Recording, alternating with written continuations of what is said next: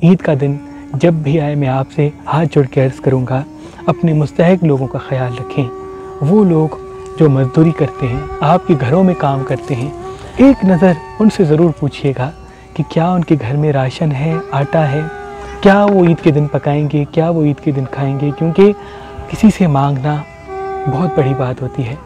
खुददार इंसान किसी से मांग नहीं सकता। वो अपने बच्चों की भूख बर्दाश्त कर लेगा, लेकिन किसी के सामने हाथ नहीं फैलाएगा। इसलिए हमारा फ़र्ज़ बनता है कि अगर अल्लाह ने हमें इतना दिया है तो हम अपने निचले तबके का ख्याल रखें। यकीन रखें, अगर हम अपने मुस्तहिक लोगों का ख्याल रखेंगे, अल्लाह हमारे सारे मसाइल ख़त्म कर देगा, हमारी सारी दुआएं कबूल कर देगा। तो ईद की वजह से हम मुख्तलिफ़ गाँव देहात में जा रहे हैं और राशन आटा, ईद का राशन आटा, इसमें सेवइयाँ भी हैं, मिठाई भी है, गोश्त भी है, सब्ज़ियाँ भी है, आटा भी है, राशन भी है, घी भी है।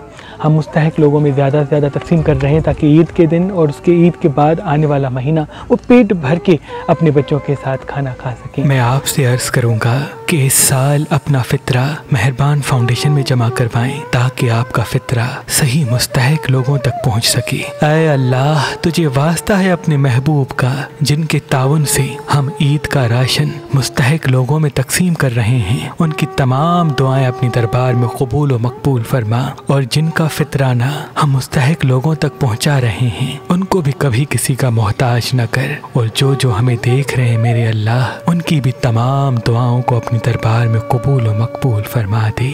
आमीन सुम आमीन।